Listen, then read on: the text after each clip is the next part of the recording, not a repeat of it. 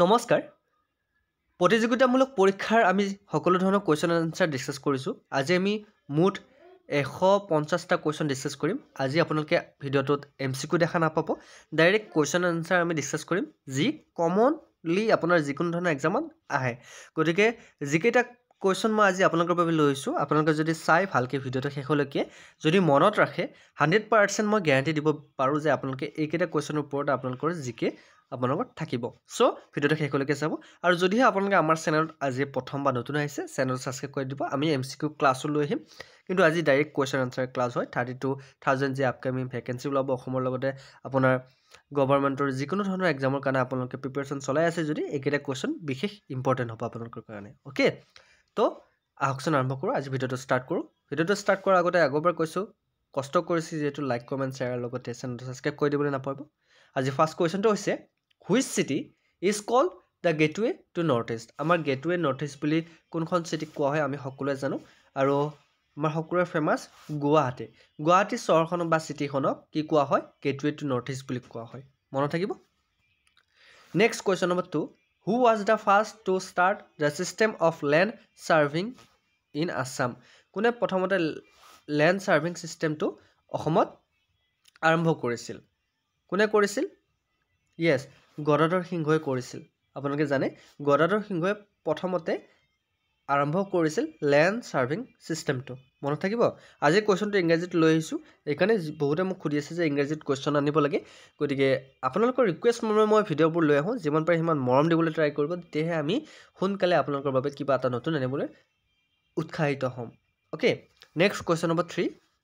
Where was coal discovered and excavated first in Assam অসমত ক'ত প্ৰথম কয়লা আৱিষ্কাৰ কৰা হৈছিল কোল ফ্যাক্টৰী ক'ত আছে মাকমত ওকে মাকমত ঠাইখনৰ নামটো মনত ৰাখিব মাকমত ফাৰ্ষ্ট কি হৈছিল কোল ডিসকভাৰ্ড হৈছিল আৰু মনত থাকিব ক'ত হৈছিল মাকমত next question number 4 Hima Das is also known by the nickname Hima দাসক কোনটো নিকনেমেৰে জনা যায় আমি সকলোৱে জানো থিং এক্সপ্ৰেছ বুলি কোৱা হয় হিমা দাসক কি বুলি কোৱা হয় থিং এক্সপ্ৰেছ গতিকে হিমা দাসক আমি কোনটো নামেৰে জনাজাত বুলি আপোনালোকৰ যদি কোৱেশ্চনটো আহে থিং এক্সপ্ৰেছ নামটো মনত ৰাখিব next question number 5 when petroleum was first discovered in Assam অসমত কেতিয়া প্ৰথম পেট্ৰল আৱিষ্কাৰ হৈছিল অসমত কেতিয়া হৈছিল 1889 চনত অসমত ফাৰ্ষ্ট পেট্ৰল ডিসকভাৰ হৈছিল okay Next question number 6. The Bogibeel Bridge connect the Dhemaji district with which one district? Bogibeel দলংখনে ধেমাজিৰ লগত আৰু কোনখন ডিস্ট্ৰিক্টক সংযুক্ত কৰে আমি সকলোৱে জানো ডিব্ৰুগড় ওকে বগিবিল দলংখনে ধেমাজি ডিস্ট্ৰিক্ট আৰু ডিব্ৰুগড় ডিস্ট্ৰিক্টক কানেক্ট কৰে next question number 7 Vasistha Ashram is located in which hill আহিব পাৰে আপোনালোকে জানে বশিষ্ঠ আশ্ৰম কোনখন পাহাৰত অৱস্থিত গতিকে আপোনালোকে জানে কামাখ্যা মন্দিৰ ক'ত আছে নীলাচল পাহাৰত ঠিক তেনেকৈ বশিষ্ঠ মন্দিৰ বা বশিষ্ঠ আশ্ৰম ক'ত আছে ইয়েস সন্ধ্যাচল হিল বা সন্ধ্যাচল পাহাৰত কি আছে বশিষ্ঠ আশ্ৰম আছে প্ৰায়ভাগ পৰীক্ষাত অহা কোৱেশ্চন হয় 100% কমন কোৱেশ্চন হয় যদি আজি এইটো ভিডিঅ' আপোনালোকে চাই মই 100% গ্যাৰান্টি দিব বিচাৰো যে আপোনালোকে পৰীক্ষাত এইকেইটা কোৱেশ্চনে দেখা পাব next question number 8 Which material is called Kalahira? Okay. Kalahira kuntu material use kora. Which material is called Kalahira? Kalahira bole kuntu material koa hoy ba Kalahira bole koa hoy. পৰীক্ষাত কেতিয়াবা কোৱেশ্চন আহিব পাৰে Kalahira bole kuntu material koa hoy. আপোনালোকে জানে কয়লা কি বুলি কোৱা হয় Kalahira বুলি কোৱা হয় কাৰণ আটাইতকৈ দামী বস্তু হৈছে কয়লা গতিকে হীৰাৰ সমানে মূল্যৱান সেই কাৰণে কয়লাক Kalahira বা Kalahira বুলি কোৱা হয়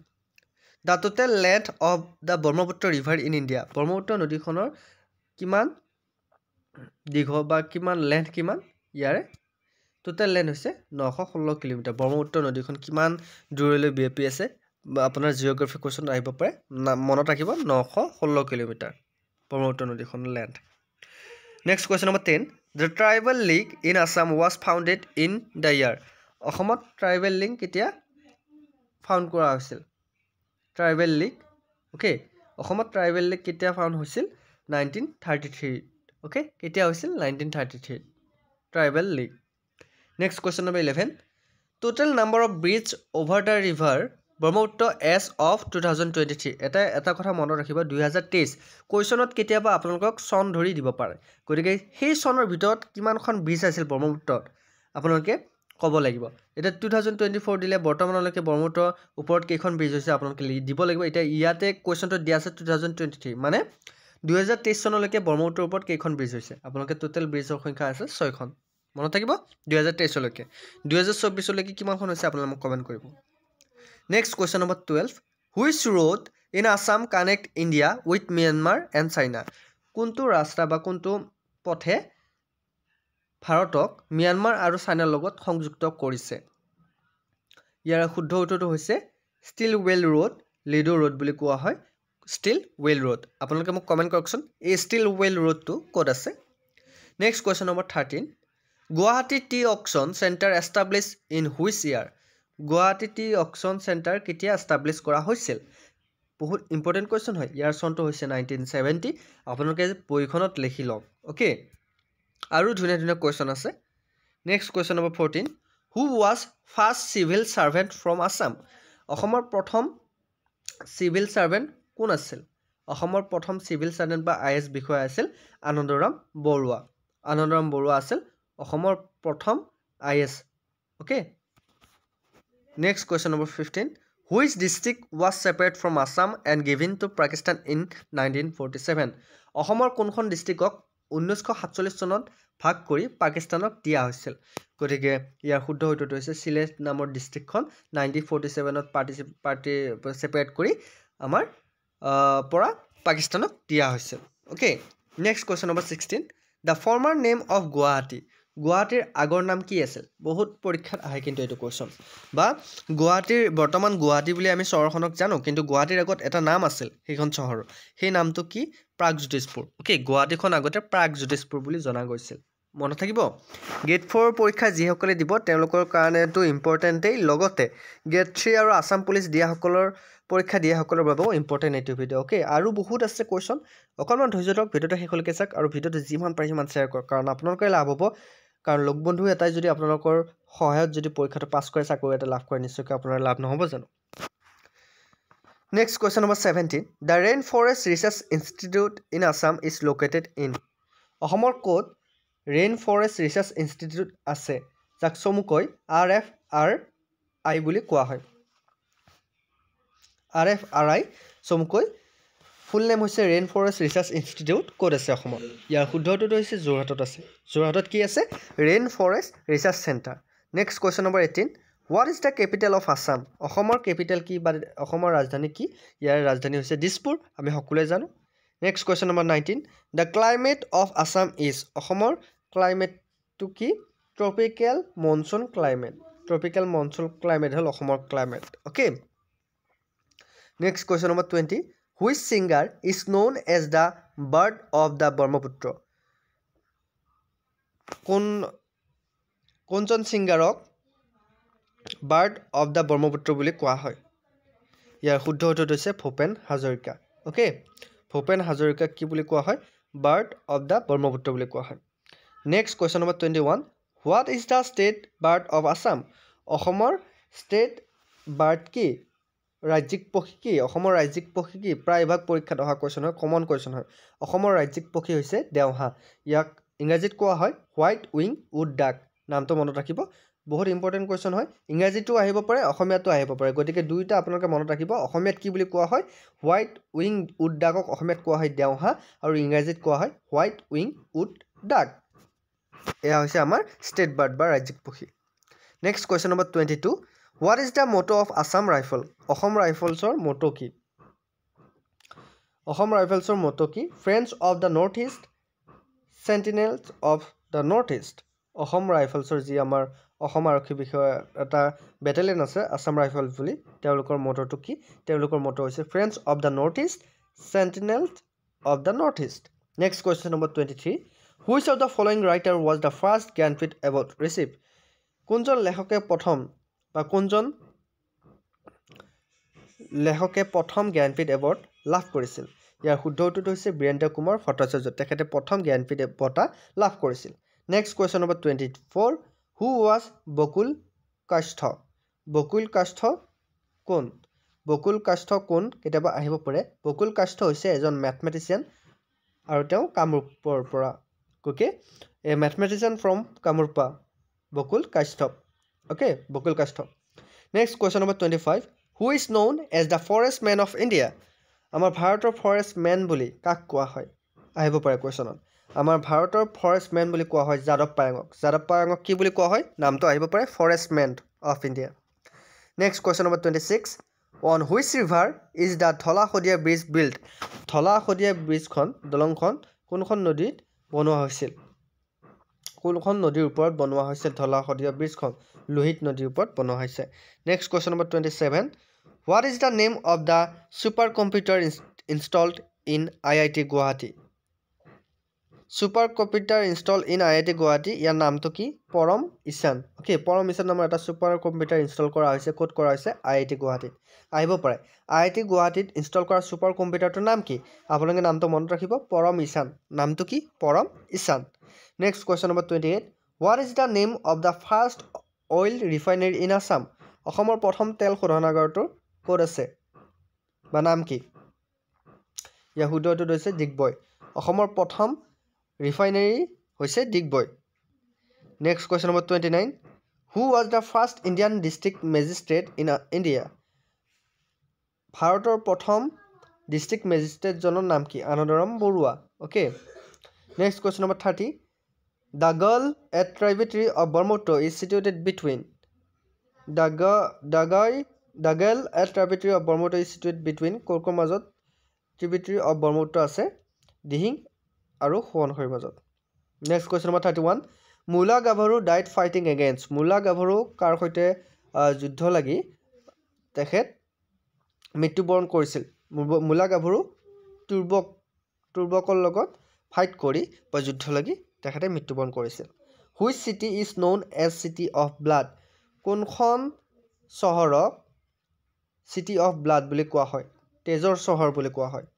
কোনখন চহৰক তেজৰ চহৰ বুলি কোৱা হয় বা চিটি অফ ব্লাড বুলি কোৱা হয় ইয়াৰ শুদ্ধ উত্তৰটো হৈছে তেজপুৰক কি বুলি কোৱা হয় চিটি অফ ব্লাড আহিব পাৰে কেতিয়াবা চিটি অফ ব্লাড বুলি কোনখন চিটিক কোৱা হয় তেজপুৰ ওকে ঠিক তেনেকৈ পিংক চিটি বুলি কোনখন কোৱা হয় জয়পুৰ এনেকুৱা ধৰণৰ আহিব পাৰে question next question number 33 the Mahadev peak is situated on Mahadev peak নামৰ এটা পিক ক'ত আছে পাহাৰৰ ৰেঞ্জ ইয়াত আছে বৰেল ৰেঞ্জত আছে next question number 34 what percentage of natural gas produce in India is produce from Assam অসমৰ পৰা প্ৰাকৃতিক গেছ কিমান প্ৰডিউচ কৰা হয় 27% এপ্ৰক্স প্ৰডিউচ কৰা হয় নেক্সট কুৱেশ্যন নম্বৰ 35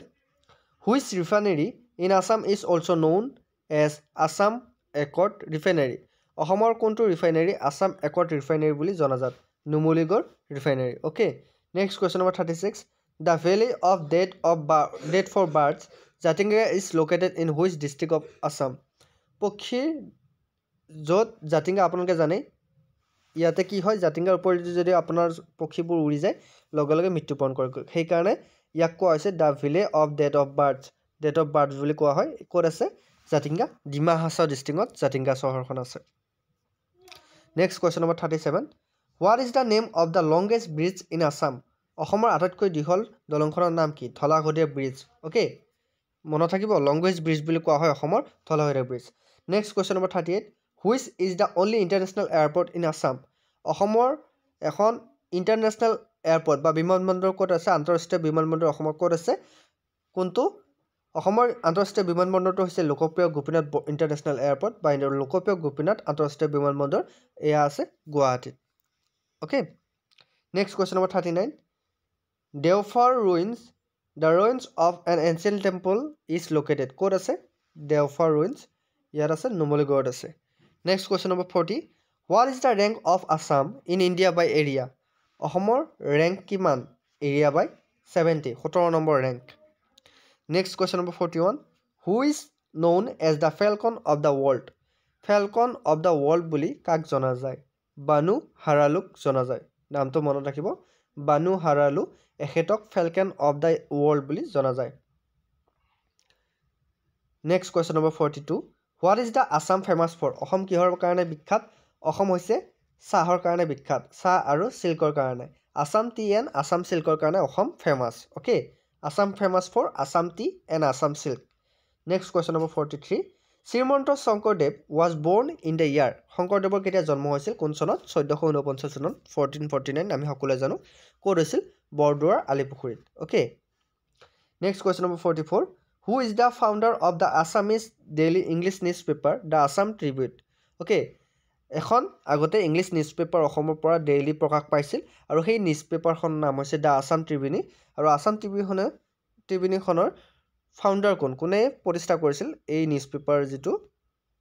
আছাম ট্ৰিবিউনি ইয়াৰ প্ৰতিষ্ঠাপক হৈছে ৰাধা গোবিন্দ বৰুৱা অ'কে ফাউণ্ডাৰ কোন Radha Gobinda Baruah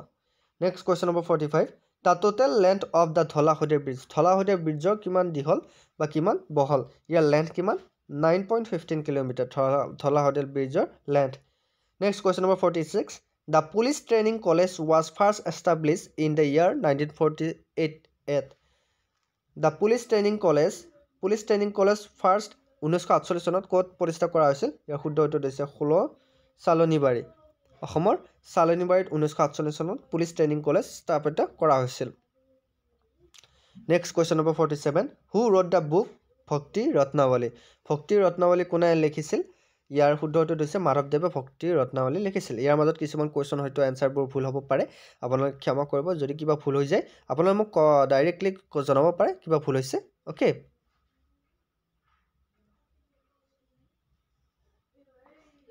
next question number 48 in which district of Assam the majority settlements of Assamese Sikh are found অসমৰ ক'ত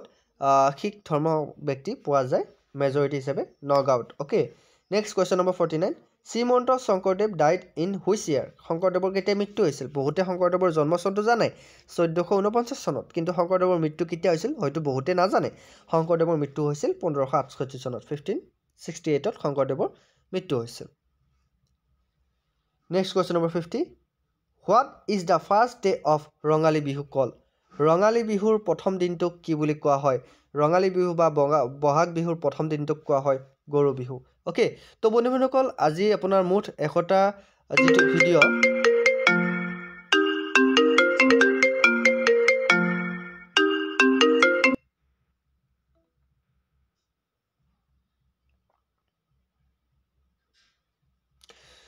তো বন্ধুসকল 100টা যিটো কুৱেশ্যনৰ এনচাৰ আজি পাৰ্ট 1ৰ ভিডিঅ'টো চাই কেনে পালে জনাবলৈ নাপাৰিব যদি ভিডিঅ'টো ভাল পাইছে লাইক কৰিব কমেণ্ট কৰিব আৰু বিশ্বাসী বন্ধু চেনেলটো ছাবস্ক্ৰাইব কৰি দিবলৈ নাপাৰিব